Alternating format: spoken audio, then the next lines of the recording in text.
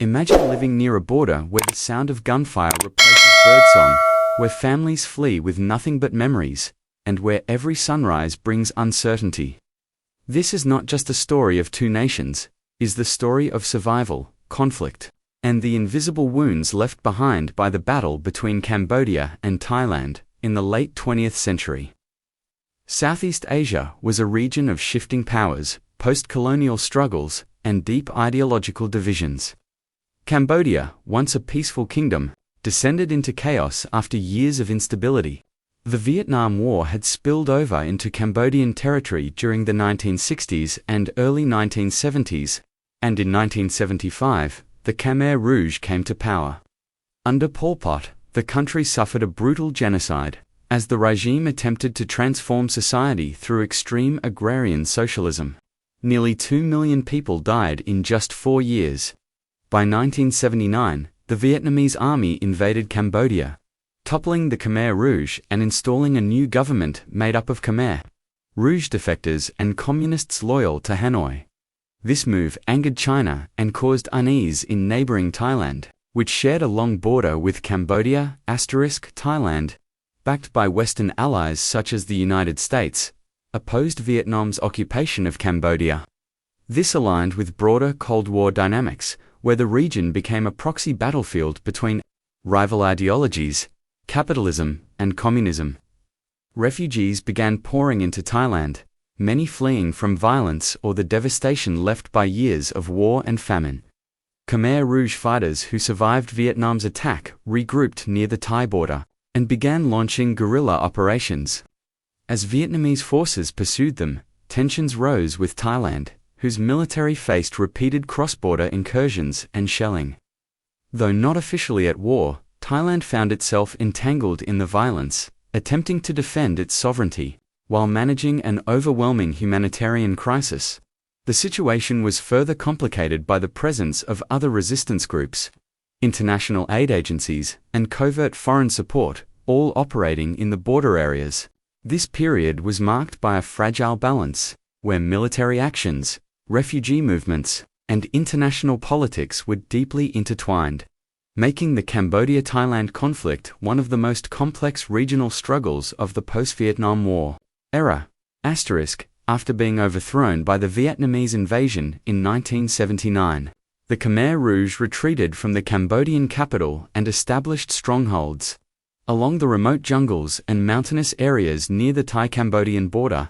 Despite their fall from power, they did not disappear. Instead, they reorganized as a guerrilla resistance movement, determined to regain control of Cambodia. Backed covertly by international actors such as China and, indirectly, some Western powers due to Cold War strategic interests, the Khmer Rouge became a persistent, destabilizing force in the region. From their border bases, they launched frequent attacks against the Vietnamese-installed government in Phnom Penh and often engaged in cross-border raids that violated Thai territory. The Thai government, while not officially allied with the Khmer Rouge, tolerated their presence near the border due to shared opposition to Vietnamese occupation. This led to a complicated situation in which Thai military forces had to patrol a frontier constantly under pressure from both Khmer Rouge activity and Vietnamese counterattacks. The Khmer Rouge utilized refugee camps near the border as recruitment grounds, blending into civilian populations and manipulating humanitarian corridors to maintain their operations. Their fighters were experienced, brutal, and deeply committed to a radical vision of Cambodia's future, which made them difficult to defeat. The presence of the Khmer Rouge along the Thai border turned the area into a volatile conflict zone. Thai villages and military outposts occasionally came under fire, and the Thai government was forced to respond with artillery and air support to repel incursions. The Khmer Rouge's ability to survive and operate after their fall from national power is a key reason why the Cambodian conflict dragged on into the 1980s and 1990s. Their role in perpetuating the violence, manipulating external support, and threatening regional stability left a lasting legacy on Cambodia and its neighbors. Thailand's position during the Cambodia conflict was shaped by a mix of national security concerns, geopolitical strategy, and regional instability. Though not directly involved in the Cambodian Civil War, Thailand found itself on the front lines of a complex situation. The fall of the Khmer Rouge in 1979 and the subsequent Vietnamese occupation of Cambodia placed a communist military presence directly on Thailand's eastern border.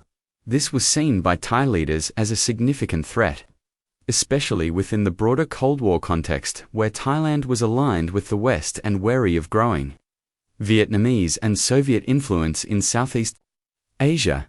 Thailand's policy was guided by a desire to preserve its sovereignty and prevent the spread of communism. As Vietnamese troops pushed into western Cambodia and began attacking Khmer Rouge strongholds near the Thai border, Thai military units were often drawn into border skirmishes. Thailand increased its troop presence in the region, built defensive positions, and sometimes responded with artillery and airstrikes when its territory was violated. At the same time, Thailand allowed several anti-Vietnamese resistance groups, including remnants of the Khmer Rouge, to operate near or within its borders. Though officially denying any alliance, another key aspect of Thailand's position was the massive humanitarian crisis it faced. Hundreds of thousands of Cambodian refugees fled to Thailand, seeking safety from the ongoing conflict. Temporary camps were set up along the border, and Thailand worked with international organizations to provide aid. However, these camps also became breeding grounds for insurgent activity, and Thai forces had to navigate the difficult task of separating civilians from fighters. Balancing military defense, humanitarian responsibility, and Cold War alliances placed Thailand in a uniquely precarious position. It became both a shield against communism and a reluctant host to a conflict it did not initiate but could not ignore. Vietnam's involvement in Cambodia was one of the most significant turning points in Southeast Asia's post-colonial history. After enduring years of border attacks from the Khmer Rouge, including a massacre in Bachch that killed thousands of Vietnamese civilians, Vietnam launched a full-scale invasion of Cambodia in December 1978. In a swift campaign, Vietnamese forces captured Phnom Penh in early January 1979 and overthrew the Khmer Rouge regime.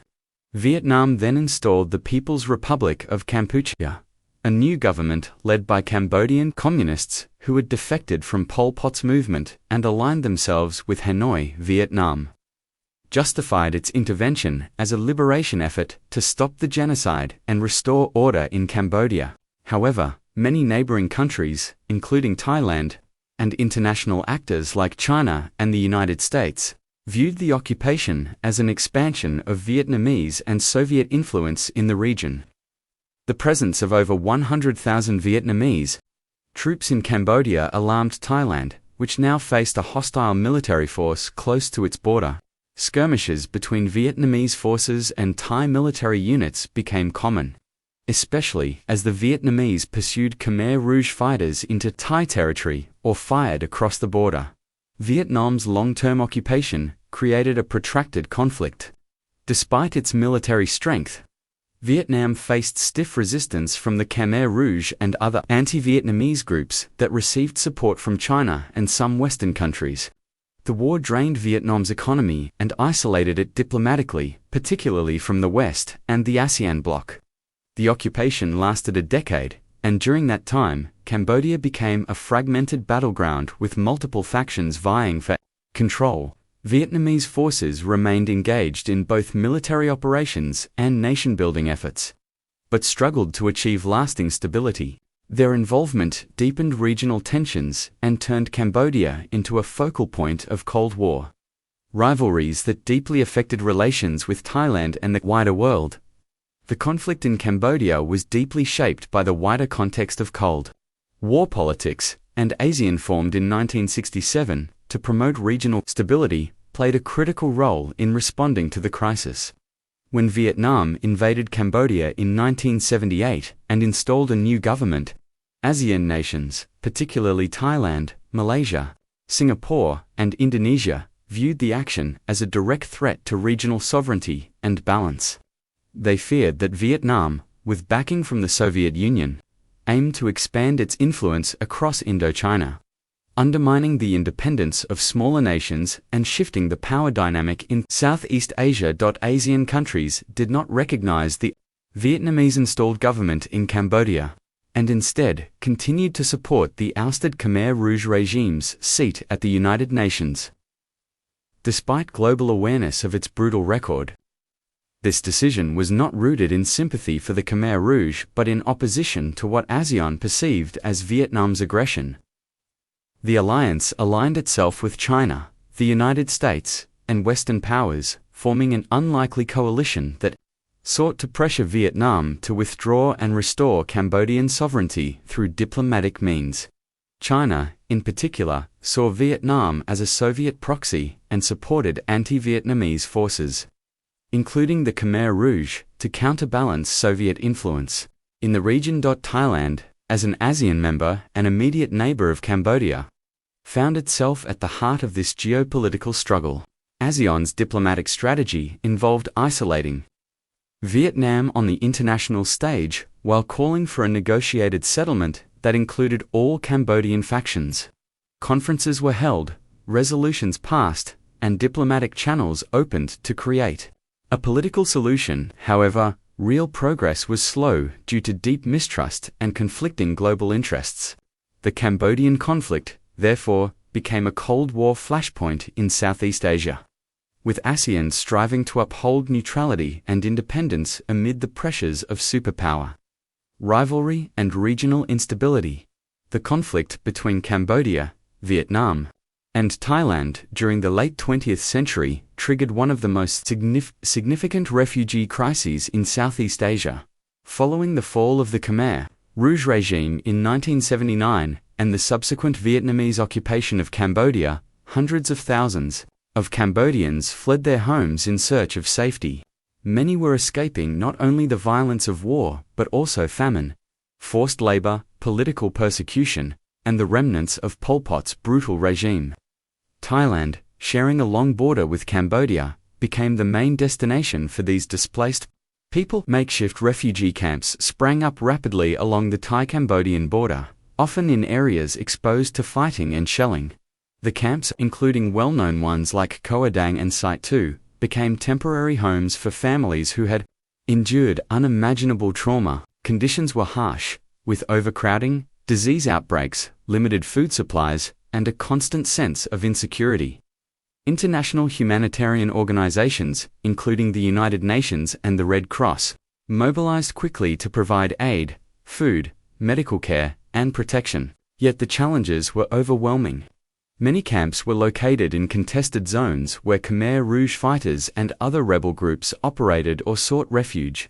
This blurred the lines between civilians and combatants, complicating aid, delivery, and putting refugees at risk of being drawn back into conflict. Thailand, while initially offering refuge, struggled to manage the growing crisis. At times, it forcibly repatriated refugees or pushed them back across the border under pressure or for strategic reasons. The humanitarian impact extended beyond the camps. Entire generations of Cambodians grew up in exile, and psychological trauma lingered. The crisis highlighted the vulnerability of civilian populations caught in geopolitical conflicts and forced the global community to confront the human cost of war in a deeply divided and unstable region. In the end, the story of the battle between Cambodia and Thailand is not just about borders or battles, it is about people, politics, and the lasting wounds of conflict. It is a history shaped by fear and power, but also by survival and resilience.